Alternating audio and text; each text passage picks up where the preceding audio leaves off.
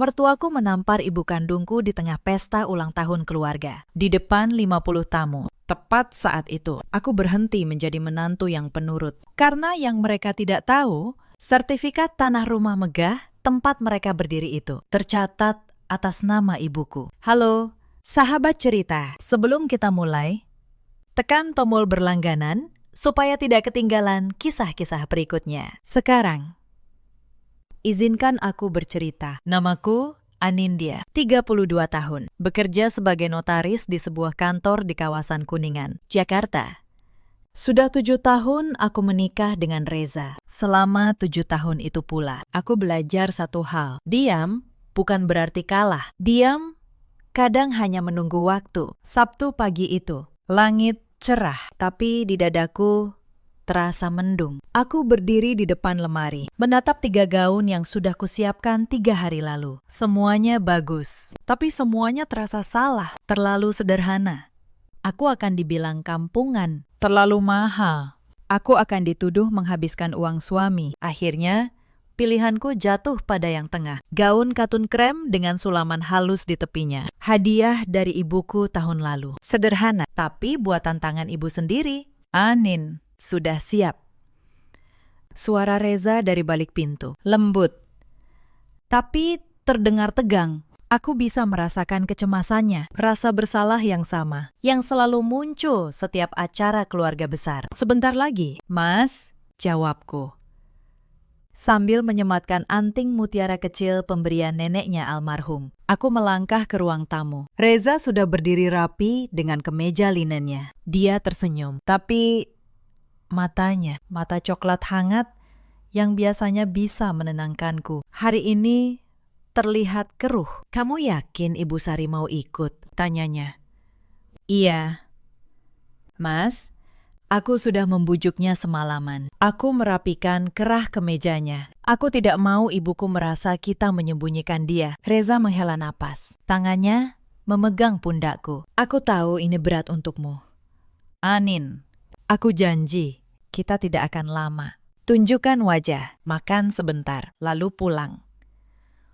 Ibu hanya ingin keluarga berkumpul. Kalimat itu, hanya ingin keluarga berkumpul. Mantra yang selalu diucapkan, tapi selalu berubah menjadi pertunjukan kekuasaan. Aku hanya mengangguk, menelan semua kata yang ingin meluncur. Tentang betapa kumpul keluarga ini selalu menjadi ajang penyiksaan halus bagiku dan ibuku. Perjalanan ke rumah mertua terasa sunyi. Ibuku, Bu Sari, duduk di sampingku di kursi belakang. Aku melihatnya dari kaca spion. Dia memandang keluar jendela. Jemarinya memilin ujung selendang batik kesayangannya. Dia sudah bersusah payah. Rambut yang biasanya diikat sederhana, kini disanggul rapi. Kebaya yang dipakai adalah kebaya terbaiknya, yang hanya keluar di acara sangat khusus. Aku tahu, ini usahanya untuk tidak mempermalukanku. Bagus sekali kebaya ibu, kataku, mencoba mencairkan ketegangan. Ibu tersenyum kecil. Kebaya ini yang ibu pakai waktu nikahanmu dulu.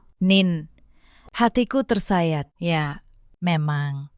Di hari bahagiaku, ibu tampak begitu anggun. Hari ini, di kebaya yang sama. Dia terlihat seperti orang yang siap dihujani kritik. Mobil kami akhirnya masuk ke gerbang rumah besar bergaya Mediterania itu. Rumah di kawasan Pondok Indah yang selalu membuatku merasa kecil. Megah, dingin, penuh barang mahal yang dipajang untuk dipamerkan, bukan untuk dinikmati. Begitu pintu mobil terbuka, suara riuh pesta langsung menyambut. Gelak tawa yang terdengar dipaksakan. Gemerincing piring kristal. Aroma catering mahal bercampur parfum para tamu. Bu Ratna, sang tuan rumah, langsung terlihat. Dia berdiri di tengah ruangan, mengenakan kebaya brokat emas yang berkilauan. Rambutnya disanggul tinggi, dihias tusuk konde bertahta mutiara. Dia seperti ratu yang sedang menerima upeti. Matanya yang tajam langsung menyapu kami. Senyumnya tak berubah. Tapi aku melihat sesuatu mendingin di sana ketika pandangannya berhenti pada ibuku. Reza, Anindya, datang juga. Bu Sari, senang sekali kau bisa hadir. Suaranya seperti bel yang jernih, tapi nadanya membuat kulitku merinding. Dia mendekat, mencium pipi Reza, lalu pipiku. Dengan jarak yang cukup untuk menegaskan siapa di atas siapa. Kepada ibuku, dia hanya mengangguk. Silakan masuk, jangan sungkan.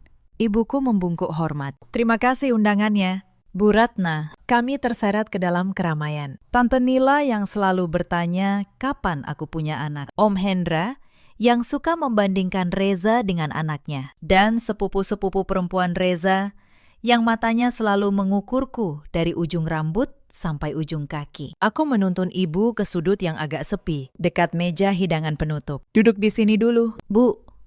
Anin ambilkan minuman. Tapi sebelum aku bergerak, Bu Ratna sudah ada di samping kami, membawa segelas anggur merah. Bu Sari, minum anggur. Ini diimpor langsung dari Prancis. Ibuku gelagapan.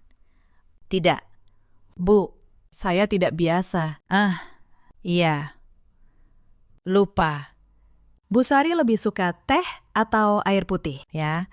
Potong Bu Ratna. Senyumnya tak sampai ke mata. Kebiasaan sederhana yang patut ditiru. Kalimat itu seperti tamparan halus. Aku menggigit bibir. Ibuku hanya tersenyum lemah. Air putih saja. Terima kasih. Lalu Bu Ratna menoleh padaku. Anindya, tolong bantu Tante Nila di meja arisan. Dia butuh bantuan hitung-hitungan. Itu perintah terselubung untuk menjauhkanku dari ibuku. Aku memandang Reza yang terjebak obrolan dengan Om Hendra. Dia memberi isyarat halus agar aku menurut. Dengan perasaan campur aduk, aku meninggalkan ibuku sendirian di sofa besar itu. Dikelilingi orang asing yang bahasanya penuh istilah investasi, sekolah internasional, dan liburan ke luar negeri. Aku membantu Tante Nila, tapi pikiranku melayang ke ibu. Aku melihatnya dari kejauhan. Dia duduk tegak, tangan dilipat di pangkuan, mencoba tersenyum pada siapapun yang lewat. Seorang sepupu Reza yang masih remaja mendekat, mengajak bicara. Dari ekspresi ibuku, aku tahu dia ditanya soal pekerjaannya. Aku melihat ibu menjawab malu-malu, dan aku melihat si sepupu pergi dengan senyum kecut.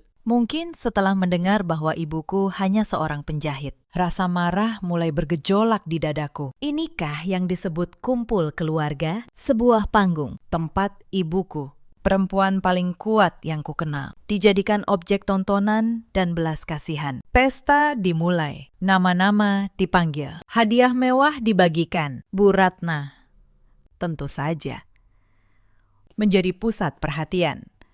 Dia bercerita tentang perjalanannya ke Milan, tentang yayasan keluarga yang dia urus, tentang betapa sibuk hidupnya. Lalu matanya kembali mencari, dan lagi-lagi berhenti pada ibuku. Dia berjalan mendekat, diiringi beberapa pengikut setianya. Suaranya tiba-tiba terdengar lantang, sengaja ditujukan agar semua orang mendengar. Bu Sari, dari tadi saya perhatikan, kau duduk sendirian saja, kasihan. Tidak ada yang mengajak ngobrol. Segala suara di ruangan itu seakan padam. Semua kepala menoleh. Ini dia. Awal dari badai yang selama ini aku takutkan. Dari seberang ruangan, mata Reza bertemu denganku. Penuh peringatan dan permohonan. Tahan, Anin. Tapi bisikan di hatiku sendiri mulai bergemuruh. Tidak. Tidak kali ini. Suara Bu Ratna yang melengking, penuh kepedulian palsu, menggantung di udara yang tiba-tiba terasa pekat dan panas. Ibu Sari mengangkat wajahnya. Di matanya yang biasa hangat, aku melihat kilatan panik yang cepat diredamnya. Saya baik-baik saja, Bu Ratna. Jawabnya, suaranya tenang, namun kecil. Sedang menikmati suasana saja, tapi Bu Ratna tidak akan membiarkan ini berhenti di situ. Dia melangkah lebih dekat. Bayangannya jatuh menutupi ibu. Senyumnya tipis dan bermata dua. Tentu saja, mungkin suasana di sini terlalu asing, ya. Maaf, Bu Sari, kami biasa membahas hal-hal yang mungkin tidak biasa di telinga ibu. Tren fashion Milan terbaru, misalnya. Matanya menyapu tubuh ibuku dari kepala sampai kaki, berhenti pada kebaya sederhana dan selendang batik yang sudah agak pudar, seperti kebaya ibu ini, vintage. Jarang sekarang ada yang masih mempertahankan model lama begini, tawa kecil, seperti cicit tikus, terdengar dari beberapa bibir di sekitarnya. Pipiku terasa membakar. Tanganku mengepal erat. Kuku-kuku menusuk telapak. Kebaya itu buatan tangan ibu saya sendiri. Bu Ratna, kataku, tanpa rencana. Suaraku keluar lebih keras dari yang kumaksud. Dan menurut saya, justru yang dibuat dengan ketelatenan. Dan cerita itu yang punya nilai lebih tinggi daripada sekedar label. Bu Ratna memutar tubuhnya ke arahku, perlahan. Seperti pemangsa yang menemukan mangsa baru. Matanya menyipit. Anindya bicara soal nilai. Lucu. Dia tertawa pendek. Tapi kau benar, sayang.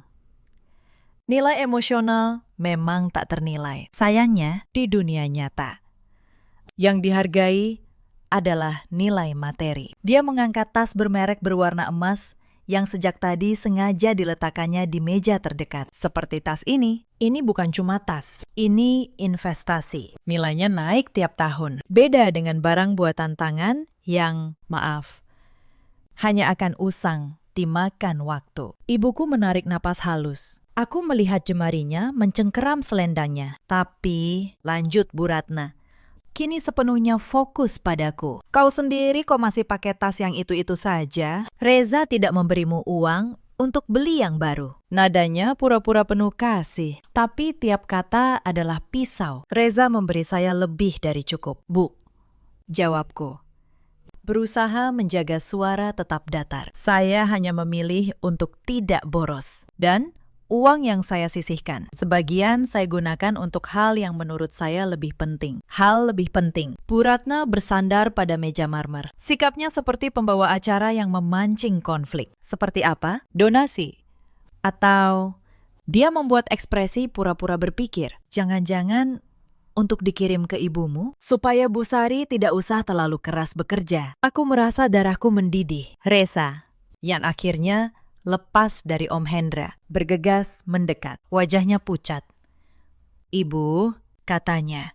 Suaranya tegang, berusaha menengahi. Saya hanya bertanya, Reza, wajar, kan?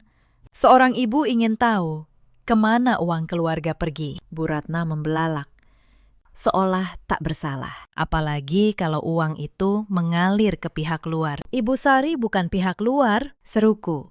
Tidak bisa menahan lagi. Dia adalah ibu saya, dan uang yang saya kirim adalah hasil kerja keras saya sendiri, bukan dari uang belanja Reza. Bisik-bisik semakin keras. Bu Ratna tersenyum penuh kemenangan. Dia berhasil memancingku. Kau kerja sampingan, tanpa izin suami. Suaranya naik, penuh kejutan yang dibuat-buat. Astaga.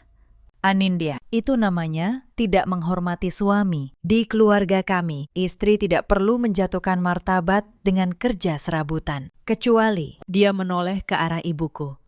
Kecuali ada tekanan dari pihak lain yang membutuhkan. Bu Sari, usahamu sedang sepi, ya. Ibuku kini benar-benar terjepit. Dia memandangku. Matanya memohon untuk dihentikan. Dia berdiri. Tubuhnya sedikit gemetar. Bu Ratna, tolong. Jangan diperpanjang. Anindya, anak yang baik. Dia hanya ingin membantu. Kalau ini masalah, biar jadi masalah saya saja. Ini memang masalah ibu. Sergap Bu Ratna, seperti sudah menunggu. Masalah ibu yang tidak bisa mandiri, sampai memberatkan anak dan menantunya. Keluarga kecil seperti kalian memang selalu iri dan ingin menempel pada kesuksesan orang lain. Itu melampaui batas. Batas kesabaran, batas harga diri, batas segalanya. Ibu, teriakku, melangkah maju. Tapi Bu Ratna sudah terlalu larut dalam amarahnya. Dia tidak lagi peduli pada aku atau Reza. Amarah dan kebencian yang terpendam bertahun-tahun meledak. Mencari sasaran termudah. Perempuan tua yang berdiri sendirian. Dengan pakaian sederhana. Orang seperti ini pantas diberi pelajaran. Desis Bu Ratna. Dan sebelum siapapun bisa bereaksi. Sebelum Reza bisa melompat. Sebelum tanganku yang terangkat bisa menghalangi. Dengan gerakan cepat, penuh kebencian. Tangan kanannya yang berhias cincin berlian besar melayang. Aku melihat lengannya mengayun. Aku melihat mata ibuku membesar, penuh ketidakpercayaan. Aku melihat kilatan cahaya dari berlian itu. Dan kemudian suara itu. Keras dan keji mengguncang ruangan yang sudah senyap. Kepala ibuku tersentak ke samping. Tubuhnya yang ringan terhuyung mundur, nyaris jatuh ke sofa. Tangannya secara refleks menempel pada pipi kirinya, yang dalam hitungan detik sudah membentuk bekas merah menyala dengan goresan tipis dari tepi cincin itu. Keheningan yang menyusul lebih mengerikan dari suara tamparan itu. Semua orang membeku seperti patung. Ekspresi mereka campur aduk, ketakutan, dan ada satu dua yang hampir terlihat puas. Ibuku tidak menangis, tidak berteriak. Dia hanya berdiri di sana. Tangan masih menempel di pipinya. Matanya kosong, menatap lantai marmer. Di dalam kekosongan itu, aku membaca segalanya. Rasa sakit fisik, penghinaan yang dalam, dan yang paling melukai, rasa malu bahwa ini terjadi di hadapanku. Naluri pertamaku panas membara. Aku ingin menerjang, ingin membalas dengan 10 kali kekuatan. Ibu, teriakku, ingin menerobos maju, tapi lengan Reza yang kuat mengurungku dari belakang, menarikku mundur. Anin, jangan, bisiknya di telingaku. Suaranya parau dan panik. Kamu hanya akan memperburuk. Di matanya yang kulihat sekilas, ada badai. Ada kemarahan luar biasa pada ibunya. Ada rasa sakit melihat ibuku diperlakukan begitu. Tapi di atas segalanya, ada ketakutan yang dalam. Ketakutan pada ibunya sendiri. Dan ketidakberdayaan. Bu Ratna sendiri tampak sedikit terkejut dengan apa yang baru saja dilakukannya. Tapi hanya sekejap. Wajahnya kembali diselimuti kesombongan yang tak tergoyahkan. Dia mengusap-usap tangannya, seakan membersihkan kotoran. Lihat, kau membuatku sampai kehilangan kesabaran. Bu Sari, suaranya kini kehilangan semua topeng keramahan. Murni dingin dan beracun. Aku berhenti bergerak. Seluruh tubuhku gemetar, tapi bukan lagi karena amarah yang meledak. Ini getaran dingin, getaran dari sesuatu yang mengkristal di dalam hatiku. Air mataku mengering. Aku memandang ibuku yang terluka. Aku memandang suamiku yang tak berdaya. Aku memandang mertuaku yang angkuh dan beringas. Dan dalam keheningan jiwa yang tiba-tiba terasa sangat jernih itu, sebuah tekad terbentuk. Setajam dan sedingin belati. Ini perang, dan perang tidak dimenangkan dengan emosi, tapi dengan strategi. Dia memilih menampar. Aku akan membalas dengan sesuatu yang akan meruntuhkan seluruh dunianya. Aku menarik napas dalam-dalam, melepaskan diri dari pelukan Reza. Aku berjalan, bukan ke arah Bu Ratna, tapi ke arah ibuku. Perlahan, aku meraih tangannya yang dingin dan masih menempel di pipinya. Aku menatap matanya. Pulang. Bu, bisikku.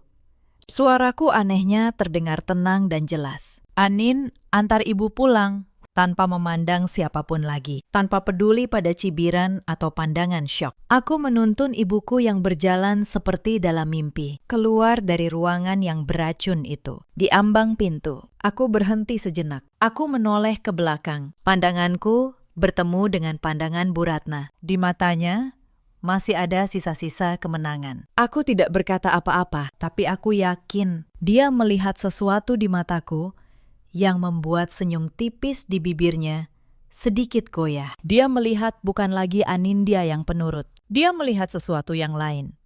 Sesuatu yang berjanji tanpa kata bahwa ini belum selesai. Aku membalikkan badan, meninggalkan semua kehancuran di ruangan itu, sambil menggenggam tangan ibuku erat-erat. Perjalanan pulang akan sunyi, tapi dalam kesunyian itu, rencanaku mulai menyusun dirinya sendiri. Keping demi keping, malam itu, rumah kami yang biasanya terasa hangat, berubah seperti lorong angin yang gelap. Setelah mengantar ibuku pulang ke rumah sederhananya di Bekasi, perjalanan 40 menit yang hanya diselingi isak tangis tertahan dan genggaman tangannya yang tak pernah lepas. Aku kembali dengan tubuh yang terasa bukan milikku sendiri. Aku memandang rumah kami. Dinding warna pastel, foto-foto pernikahan yang dipajang rapi, buku-buku notaris yang berserakan di meja. Semuanya tiba-tiba terasa seperti panggung boneka. Ilusi kedamaian yang rapuh, ilusi yang baru saja dihancurkan oleh satu tamparan di hadapan puluhan saksi. Kunci bergerak di pintu. Reza masuk. Dia terlihat 10 tahun lebih tua dari pagi tadi. Kerah kemejanya terbuka, matanya merah, bercampur antara marah, malu, dan kelelahan. Ibumu, dia tidur. Suaranya serak. Iya, sudah minum obat penenang yang dulu dari dokter. Jawabku pendek. Aku berdiri di dekat jendela dapur, memandang kegelapan luar. Dia bilang, jangan diributkan. Dia minta maaf telah membuat masalah. Reza mengeluarkan suara seperti tersedak, antara tawa dan tangis yang pahit. Ibumu yang minta maaf. Ibuku yang baru saja menamparnya. Dia tak bisa melanjutkan. Tangannya mengepal, meninju udara dengan frustrasi. Astaga, Anin. Aku tidak tahu harus berbuat apa. Aku membalik badan. Cahaya lampu dapur yang temaram menyinari wajahnya yang berkerut. Kamu tahu harus berbuat apa. Reza, kamu sudah melihatnya, kamu sudah mendengarnya. Pertanyaannya, apakah kamu akan melakukannya? Dia memandangku.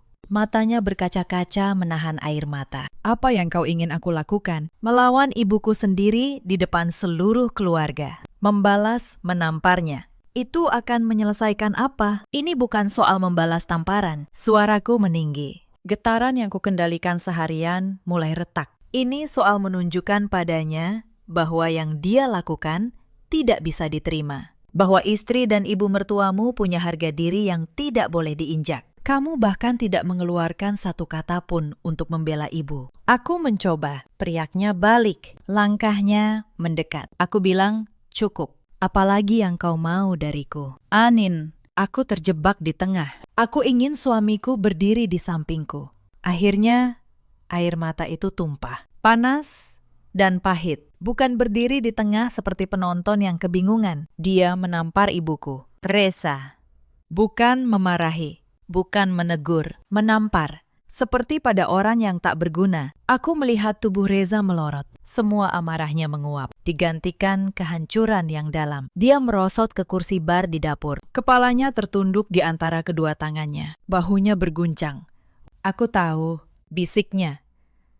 Parau dan hancur. Aku tahu itu mengerikan. Tapi, Anin, kau tidak mengerti. Aku terikat. Terikat apa? Aku mendekatinya. Dia, ibumu, bukan majikanmu. Dia mengangkat wajah. Air mata mengalir di pipinya. Reza jarang menangis. Pemandangan itu meluluhkan sebagian kecil tembok kemarahanku. Dengan ayah, gumamnya.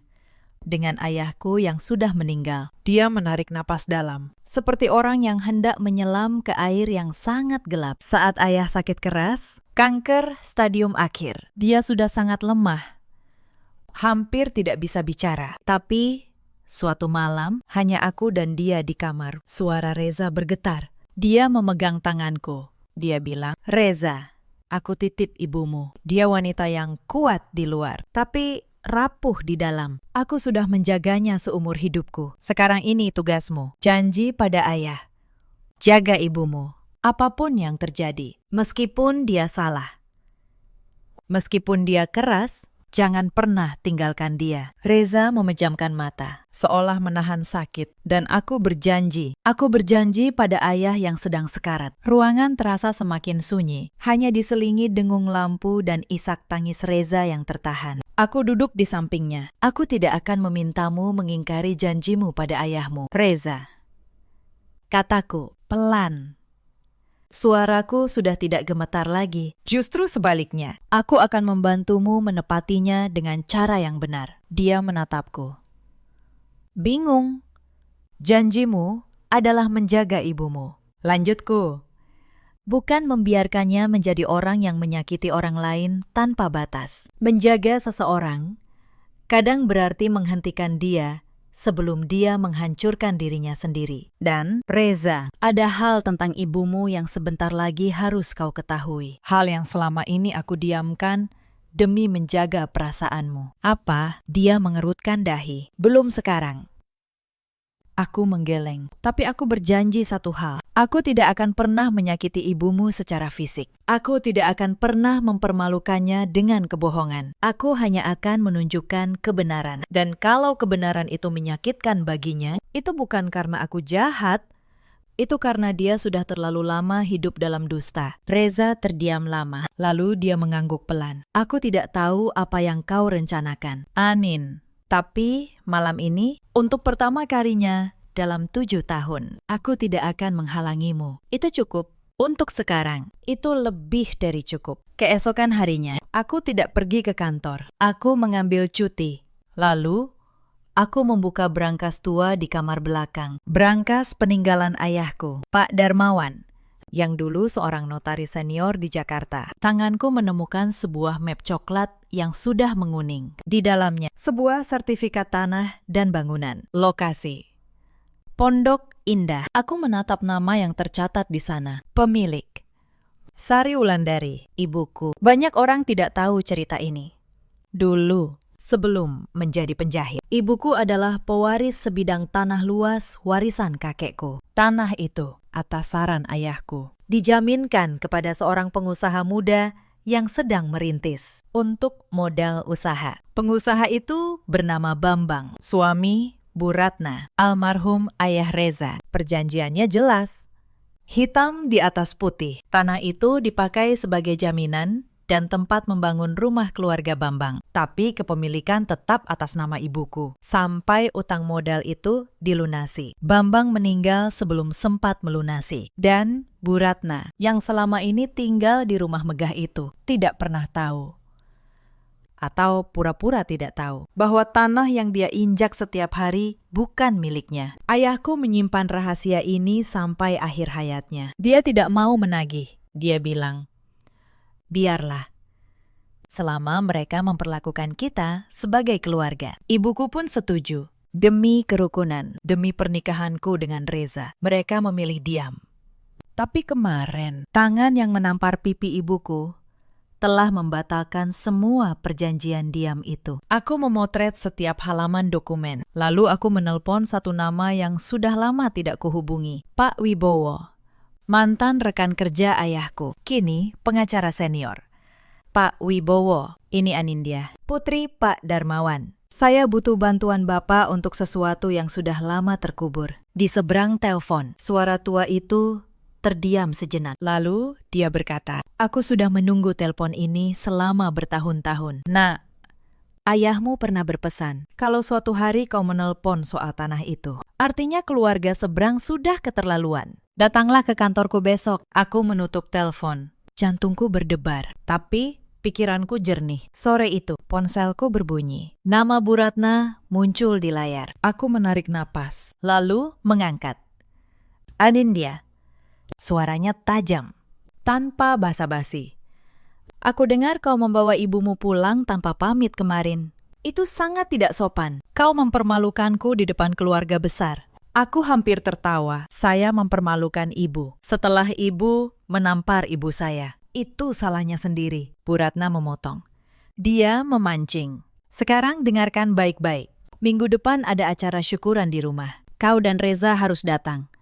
Dan kau akan minta maaf di depan semua orang atas sikapmu yang lancang.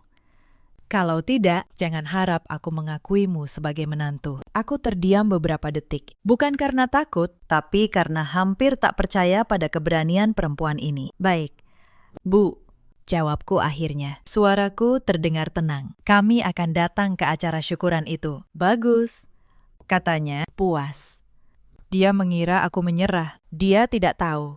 Dia baru saja mengundangku ke panggung yang akan kupakai untuk meruntuhkan kerajaannya. Hari-hari berikutnya kuhabiskan dengan persiapan yang sunyi. Di kantor Pak Wibowo, kami menyusun ulang seluruh berkas, sertifikat asli, perjanjian jaminan yang ditandatangani Bambang dan ibuku, lengkap dengan meterai dan tanda tangan saksi. Bahkan ada surat tulisan tangan Bambang yang mengakui utang itu, yang selama ini tersimpan rapi. Semuanya sah. Anin, kata Pak Wibowo sambil membuka kacamatanya. Secara hukum, ibumu adalah pemilik tanah dan bangunan itu.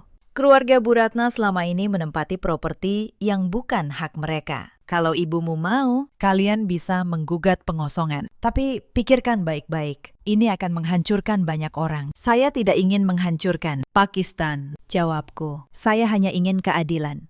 Dan saya ingin perempuan itu tahu bahwa kesombongan yang dia bangun selama ini berdiri di atas tanah pinjaman. Sementara itu, di balik layar, aku mulai mendengar hal-hal lain dari Mbak Asih, pembantu lama di rumah mertua yang masih sering kuberi bantuan diam-diam. Aku tahu bahwa keuangan Bu Ratna sebenarnya sedang goyah. Yayasan yang dia banggakan ternyata terlilit utang. Gaya hidup mewahnya dibiayai dari pinjaman yang menumpuk. Bu Ratna sedang putus asa mencari uang dan rencananya dia akan menjual rumah Pondok Indah itu untuk menutup semua utangnya. Aku tersenyum getir mendengarnya. Dia berencana menjual rumah yang bahkan bukan miliknya. Beberapa hari sebelum acara, adik ipar perempuanku, Vania, tiba-tiba mengajakku makan siang. Vania yang biasanya dingin, kini mendadak manis. Mbak Anin, soal kejadian kemarin, jangan diambil hati, ya. Mama memang begitu orangnya, tapi sebenarnya Mama sayang kok sama Mbak. Aku tahu permainan ini. Vania diutus untuk mengorek. Apakah aku punya rencana? Aku hanya tersenyum. Tidak apa-apa, Vania. Aku tidak menyimpan dendam. Aku hanya ingin semuanya menjadi jelas. Vania tampak lega. Dia melapor balik pada ibunya bahwa aku sudah jinak, persis seperti yang kuinginkan. 2 hari kemudian, ujian datang dari arah lain. Tante Nila menelpon ibuku. Suaranya manis dibuat-buat. Bu Sari, katanya, sebagai sesama orang tua, saya hanya mau menasihati. Sebaiknya keluarga ibu tahu diri. Bu Ratna itu orang baik. Jangan sampai gara-gara Anindya yang keras kepala, hubungan keluarga jadi retak. Ibuku hanya menjawab tenang. Terima kasih nasihatnya, Bu Nila. Tapi soal harga diri, setiap keluarga punya batasnya sendiri. Lalu dia menutup telepon dengan tangan yang sedikit gemetar. Aku memeluk ibuku malam itu. Bu, kataku, kalau ibu ragu, kita berhenti sekarang juga. Ibuku menggeleng. Tidak, Nin. Ibu tidak ragu. Ibu hanya lelah berpura-pura tidak sakit selama bertahun-tahun. Sudah waktunya kebenaran berdiri tegak. Kata-kata itu menguatkan langkahku. Sekarang ini bukan lagi rencanaku sendiri. Ini adalah keputusan kami berdua. Malam sebelum acara, Reza memandangku saat aku menyusun map coklat itu ke dalam tas. Amin. Apapun yang akan terjadi besok, dia berkata pelan. Aku ingin kau tahu. Aku tidak akan berdiri di tengah lagi. Aku akan berdiri di sampingmu. Aku menatapnya. Untuk pertama kalinya dalam waktu yang lama, aku melihat suamiku yang dulu, yang berani. Terima kasih, Mas, kataku, besok. Kau tidak perlu melawan ibumu. Kebenaran yang akan bicara. Kau hanya perlu tidak menghalanginya. Dia mengangguk. Dan untuk pertama kalinya sejak hari tamparan itu, kami tidur dengan tangan saling menggenggam. Hari acara syukuran itu datang. Rumah Pondok Indah kembali penuh. Tamu-tamu yang sama, wajah-wajah yang sama. Bu Ratna kembali menjadi ratu. Kali ini dengan kebaya merah marun yang lebih mewah dari sebelumnya. Aku datang bersama Reza. Dan kali ini, aku juga membawa ibuku, Bu Sari, dengan kebaya sederhananya. Berjalan di sampingku dengan kepala tegak. Aku sudah menceritakan semuanya padanya. Tentang sertifikat, tentang rencanaku. Awalnya, ibu menolak. Sudahlah, Nin, dia berkata.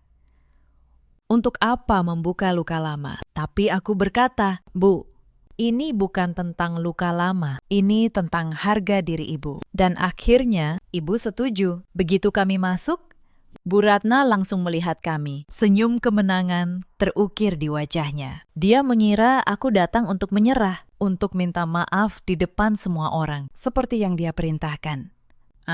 Anindya, suaranya melengking, memanggil perhatian seluruh ruangan. Akhirnya kau datang juga, dan kau bawa ibumu. Bagus. Berarti dia bisa menyaksikan menantuku belajar sopan santun. Tamu-tamu mulai berkumpul, mencium aroma drama. Bu Ratna berdiri di tengah, menikmati panggungnya. Nah, Anindya, katanya, melipat tangan di dada. Kami semua menunggu. Sampaikan permintaan maafmu atas kelancanganmu minggu lalu, atas sikapmu yang membawa-bawa nama keluarga. Ruangan hening. Semua mata tertuju padaku. Reza berdiri di sampingku. Tangannya menggenggam tanganku erat. Ibuku berdiri di sisi lain. Tenang. Aku melangkah maju. 1 langkah. Lalu aku berkata dengan suara yang jelas dan terdengar ke seluruh ruangan. Baik. Bu, saya akan bicara di depan semua orang. Seperti yang Ibu minta. Bu Ratna tersenyum puas. Tapi sebelum saya bicara, saya ingin bertanya satu hal. Lanjutku. Apakah Ibu tahu siapa pemilik rumah ini? Senyum Bu Ratna membeku sedikit. Apa maksudmu? Tentu saja, ini rumahku. Rumah keluargaku. Dibangun oleh mendiang suamiku. Saya tidak bertanya siapa yang membangun. Kataku, saya bertanya siapa pemiliknya? Secara hukum, siapa nama yang tercatat di sertifikat tanah dan bangunan rumah ini? Bu Ratna mulai gelisah. Tentu saja namaku atau nama anakku. Jangan mengarang cerita. Anindya, apa-apaan ini? Aku membuka tasku. Aku mengeluarkan map coklat itu. Lalu, aku mengeluarkan 1 lembar dokumen dan mengangkatnya agar semua orang bisa melihat. Ini sertifikat hak milik atas tanah dan bangunan rumah ini. Suaraku tenang, asli, bisa diverifikasi di Badan Pertanahan. Dan nama yang tercatat sebagai pemilik di sini adalah Sari Wulandari, ibu saya. Ruangan meledak dengan bisik-bisik. Wajah Bu Ratna memutih. Itu bohong, teriaknya. Itu pasti palsu. Mana mungkin? Pak Wibowo, yang sejak tadi berdiri tak mencolok di antara tamu, melangkah maju. Saya Wibowo, pengacara.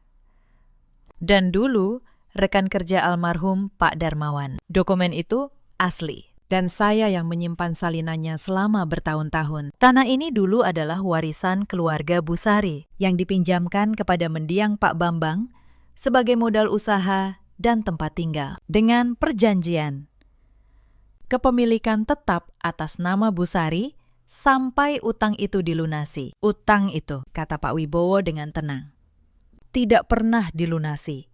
Sampai Pak Bambang meninggal, aku mengeluarkan lembar kedua. Dan ini perjanjian jaminan yang ditandatangani oleh mendiang suami ibu, lengkap dengan meterai dan saksi. Dan ini surat tulisan tangan beliau yang mengakui utang itu. Bu Ratna terhuyung. Dia memegang tepi meja marmer untuk menahan tubuhnya. Tidak. Suaranya bergetar. Ini tidak mungkin. Bambang tidak pernah cerita. Beliau tidak pernah cerita. Bu, kataku, karena ayah saya dan ibu saya memilih diam selama bertahun-tahun. Mereka membiarkan ibu tinggal di rumah ini, menikmati semuanya, tanpa pernah menagih. Mereka memilih diam demi kerukunan. Demi pernikahan saya dengan Reza, mereka memperlakukan ibu sebagai keluarga. Aku melangkah lebih dekat. Suaraku tidak meninggi, tapi tiap kata jatuh seperti palu. Dan ibu membalas kebaikan diam itu dengan apa? Dengan menampar wajah perempuan yang selama ini menanggung ibu dengan kemurahan hati. Perempuan yang tanahnya ibu tempati setiap hari. Yang namanya ibu hina sebagai penjahit kampung. Seluruh ruangan terdiam total. Tante Nila menutup mulutnya. Om Hendra menunduk. Sepupu-sepupu yang dulu menertawakan ibuku, kini tak berani menatap. Bu Ratna jatuh terduduk di sofa. Wajahnya yang tadi angkuh, kini hancur. Tapi dia masih mencoba melawan. Kalau begitu, gugat saja. Desisnya. Usir aku. Lihat apa kata orang tentang menantu yang mengusir mertuanya dari rumah. Aku menggeleng pelan. Tidak. Bu, saya tidak datang untuk mengusir ibu. Bu Ratna mengangkat wajah. Bingung. Saya tahu keadaan keuangan ibu. Lanjutku. Suaraku kini lebih lembut, tapi tetap tegas. Saya tahu yayasan ibu terlilit utang. Saya tahu ibu berencana menjual rumah ini untuk menutup semuanya. Rumah yang bahkan bukan milik ibu. Mata Bu Ratna membelalak. Bagaimana kau? Tidak penting bagaimana saya tahu. Potongku. Yang penting adalah ini. Kalau saya mau, hari ini juga saya bisa membuat ibu kehilangan segalanya. Rumah ini, nama baik ibu, kepercayaan keluarga besar yang selama ini ibu kuasai. Semua bisa runtuh dalam 1 hari. Sama cepatnya dengan satu tamparan. Aku berhenti sejenak, membiarkan kata-kata itu meresap. Tapi saya tidak akan melakukannya. Ruangan terdiam. Bahkan Bu Ratna tampak tak mengerti. Karena suami saya, Reza, pernah berjanji pada ayahnya yang sekarat untuk menjaga ibu, apapun yang terjadi. Dan saya menghormati janji itu. Aku menoleh pada Reza, yang matanya kini basah. Saya tidak akan membuat suami saya mengingkari janjinya. Tapi menjaga seseorang bukan berarti membiarkannya menghancurkan orang lain. Aku menatap Bu Ratna lurus-lurus. Maka inilah yang akan terjadi. Ibu boleh tetap tinggal di rumah ini. Tapi mulai hari ini, status hukumnya jelas. Rumah ini milik ibu saya. Ibu tinggal di sini bukan sebagai pemilik, tapi sebagai keluarga yang kami izinkan tinggal. Soal utang yayasan ibu, kami akan bantu mencarikan jalan keluar yang wajar. Bukan karena ibu pantas dibantu, tapi karena ibu saya, perempuan yang ibu tampar itu, terlalu baik untuk membiarkan siapapun jatuh ke jurang. Aku berlutut sedikit, mensejajarkan pandanganku dengan Bu Ratna yang terduduk. Selama 7 tahun, ibu memandang ibu saya dari atas. Sekarang, ibu tahu. Sepanjang waktu itu, ibu sebenarnya berdiri di atas tanahnya. Dan dia tidak pernah sekalipun menyebutnya. Itulah yang membedakan kami dengan ibu. Kami punya sesuatu yang tidak bisa dibeli dengan tas mahal atau anggur Prancis. Kami punya harga diri yang tidak perlu menginjak orang lain untuk berdiri tegak. Lalu sesuatu yang tak terduga terjadi. Bu Ratna, perempuan angkuh yang selama ini tak pernah menunduk pada siapapun, perlahan merosot dari sofa. Lututnya menyentuh lantai marmer dingin yang sama, tempat ibuku berdiri terhina minggu lalu. Dia menutup wajahnya dengan kedua tangan, bahunya berguncang. Dan dari balik telapak tangannya, terdengar suara yang tak pernah kukira akan kudengar dari mulutnya. Suara tangis. Suara orang yang akhirnya runtuh. Maafkan saya, bisiknya terbata. Bu Sari, maafkan saya. Ibuku melangkah maju. Aku hampir menghentikannya. Takut dia akan terluka lagi. Tapi ibuku dengan kelembutan yang tak pernah kupahami sepenuhnya, berlutut di samping Bu Ratna. Dia meraih tangan perempuan yang minggu lalu menamparnya. Berdirilah. Bu Ratna, kata ibuku, lembut. Saya sudah memaafkan ibu sejak lama, bahkan sebelum ibu meminta. Kita berdua hanya dua ibu yang ingin yang terbaik untuk anak-anak kita. Hanya saja, jalan kita berbeda. Aku menatap kedua perempuan itu. Yang satu pernah menjadi ratu, kini berlutut.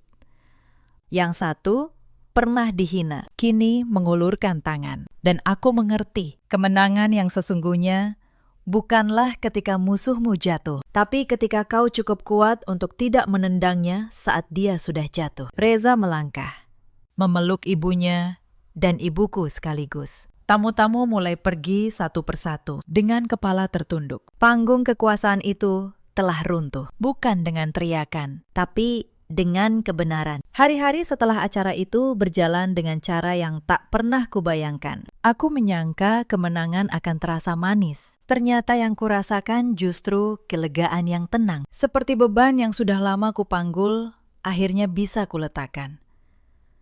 Bu Ratna berubah. Tidak dalam semalam. Perubahan sejati memang tidak pernah secepat itu. Tapi pelan-pelan. Perempuan yang dulu memandang semua orang dari atas itu mulai belajar menunduk. Dia tidak lagi mengadakan pesta-pesta mewah untuk memamerkan kekayaan yang ternyata banyak yang semu. Dia menjual sebagian besar perhiasannya, tas-tas mahalnya, untuk mulai melunasi utang yayasannya sedikit demi sedikit. Kami menepati janji. Pak Wibowo membantu menyusun ulang keuangan yayasan itu agar tidak runtuh sepenuhnya. Ibuku, sebagai pemilik sah rumah Pondok Indah, membuat perjanjian baru yang jelas dan manusiawi. Bu Ratna boleh tinggal di sana seumur hidupnya, tapi tidak ada lagi kepura-puraan, tidak ada lagi tahta. Yang paling mengejutkanku adalah perubahan dalam hubungan Bu Ratna dan ibuku. Suatu sore, aku datang ke rumah Pondok Indah dan menemukan keduanya sedang duduk berdua di teras. Ibuku sedang mengajari Bu Ratna menjahit. Tangan Bu Ratna yang dulu hanya tahu memegang gelas anggur, kini canggung memegang jarum. Susah juga ya. Bu Sari, kata Bu Ratna sambil tertawa kecil. Tawa yang kali ini tulus. Pelan-pelan saja, Bu, jawab ibuku. Semua hal yang berharga memang butuh ketelatenan. Aku berdiri di ambang pintu, menyaksikan pemandangan itu. Dan mataku terasa panas. Inilah yang ayahku dulu harapkan ketika dia memilih diam. Bukan kehancuran, tapi penyembuhan. Reza juga berubah. Suamiku yang dulu selalu berdiri di tengah, kini belajar berdiri dengan kakinya sendiri. Dia akhirnya memahami bahwa menjaga ibunya bukan berarti membenarkan semua perbuatannya. Dia menemukan keberanian yang selama ini terkubur di balik rasa bersalah dan janji pada ayahnya. Suatu malam, dia memelukku dari belakang saat aku mencuci piring. "Anin," bisiknya. "Terima kasih, kau tidak menghancurkan keluargaku. Kau justru menyelamatkannya. Aku terlalu takut untuk melakukan apa yang seharusnya kulakukan bertahun-tahun lalu. Kau melakukannya dengan cara yang bahkan tidak meninggalkan kebencian." Aku tersenyum. "Aku tidak melakukannya sendirian, Mas. Aku melakukannya untuk ibuku. Dan ternyata untuk ibumu juga." Vania, adik iparku, datang menemuiku beberapa minggu kemudian. Kali ini tanpa misi rahasia. Dia datang membawa permintaan maaf yang sungguh-sungguh. "Mbak Anin," katanya, "aku malu pada diriku sendiri. Selama ini aku ikut-ikutan Mama memandang rendah Mbak dan Bu Sari. Aku tidak tahu kebenarannya. Maafkan aku."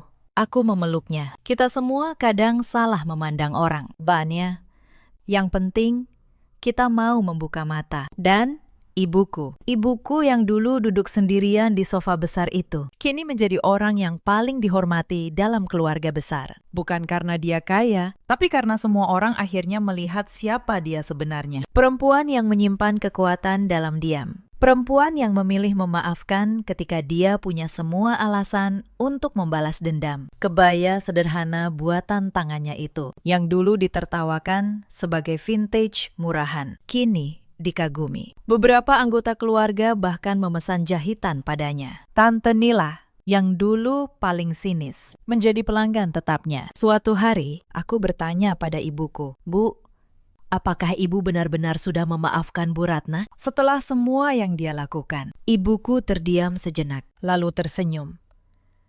"Nin, menyimpan dendam itu seperti memegang bara api panas dengan niat melemparnya ke orang lain. Tapi yang terbakar lebih dulu adalah tangan kita sendiri. Ibu sudah cukup lama hidup. Ibu tidak mau menghabiskan sisa umur dengan tangan yang terbakar." Kata-kata itu kusimpan dalam hati sampai hari ini. Beberapa bulan kemudian, kami mengadakan kumpul keluarga lagi di rumah Pondok Indah. Tapi kali ini berbeda. Tidak ada anggur Prancis yang dipamerkan. Tidak ada tas mahal yang diletakkan di meja untuk dilihat orang. Yang ada hanya makanan sederhana yang dimasak bersama. Ikan goreng, sayur asam, sambal terasi buatan ibuku. Dan tawa yang kali ini benar-benar tulus. Bu Ratna duduk di samping ibuku. Bukan lagi sebagai ratu, tapi sebagai sahabat. Reza dan aku duduk berhadapan. Tangan kami bertaut di bawah meja. Dan untuk pertama kalinya dalam 7 tahun. Kumpul keluarga itu benar-benar terasa seperti yang selalu diucapkan, tapi tak pernah benar-benar terjadi. Keluarga yang berkumpul. Malam itu, setelah semua tamu pulang dan rumah kembali sunyi, aku duduk sendirian di teras rumah kami, memandang langit Jakarta yang jarang menampakkan bintang. Reza membawakanku secangkir teh hangat, lalu duduk di sampingku tanpa berkata apa-apa. Kadang, kehadiran yang diam lebih berarti daripada 1000 kata. Aku teringat kembali pada hari tamparan itu, pada suara keras yang mengguncang ruangan, pada mata kosong ibuku yang menatap lantai marmer, pada tekad dingin yang terbentuk di dalam dadaku. Dan aku menyadari betapa berbedanya perasaanku sekarang. Dulu aku mengira satu-satunya cara untuk membalas penghinaan adalah dengan penghinaan yang lebih besar, untuk membalas tamparan dengan tamparan. Tapi ibuku mengajariku sesuatu yang lebih dalam, bahwa kekuatan sejati bukan terletak pada kemampuan kita menghancurkan orang yang menyakiti kita, tapi pada kemampuan kita untuk berdiri tegak tanpa harus merobohkan orang lain. Cerita ini mengajarkan banyak hal pada saya. Jangan pernah mengukur nilai seseorang dari pakaian yang dikenakannya atau dari tas yang dibawanya, karena kesombongan yang paling megah pun seringkali berdiri di atas tanah yang dipinjam. Dan jangan pernah meremehkan kelembutan, karena di balik perempuan yang memilih diam sering tersimpan kekuatan yang bisa meruntuhkan kerajaan. Ada banyak perempuan di luar sana yang seperti ibuku dulu, yang duduk sendirian di sudut ruangan, dipandang rendah, ditertawakan karena sederhana. Mereka menelan penghinaan demi kerukunan, demi anak-anak mereka, demi menjaga perasaan orang lain. Tapi diam, mereka bukan kelemahan. Diam, mereka adalah pilihan. Dan suatu hari, ketika batas itu dilampaui, dunia akan melihat siapa mereka sebenarnya. Ada juga banyak suami seperti Reza di luar sana, yang terjebak di antara cinta pada istri dan bakti pada orang tua, yang berdiri di tengah kebingungan, takut menyakiti salah satu pihak. Kepada mereka, saya ingin mengatakan, berdiri di samping orang yang benar bukan berarti mengkhianati orang yang kau cintai. Kadang, mencintai seseorang berarti berani menghentikan mereka saat mereka salah. Ada pula para ibu mertua seperti Bu Ratna di luar sana, yang membangun tembok kesombongan, bukan karena mereka kuat, tapi justru karena mereka takut. Takut kehilangan kuasa, takut dipandang rendah, sehingga mereka memandang rendah orang lain lebih dulu. Kepada mereka, semoga cerita ini menjadi pengingat bahwa kehormatan yang dibangun di atas penghinaan terhadap orang lain, cepat atau lambat akan runtuh.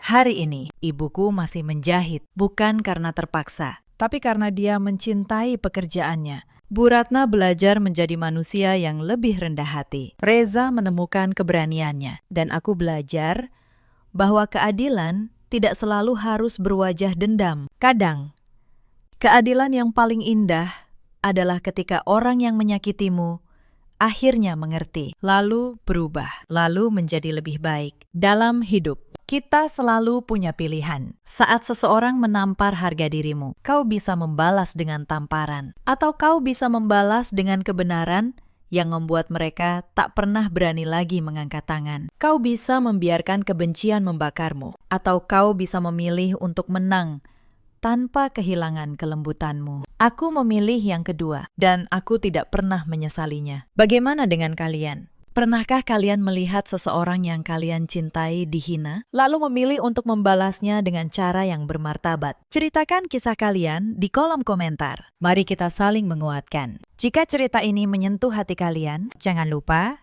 tekan tombol suka dan bagikan kepada siapapun yang mungkin membutuhkan pengingat bahwa kelembutan bukanlah kelemahan. Terima kasih sudah menemani sampai akhir. Sampai jumpa di kisah berikutnya.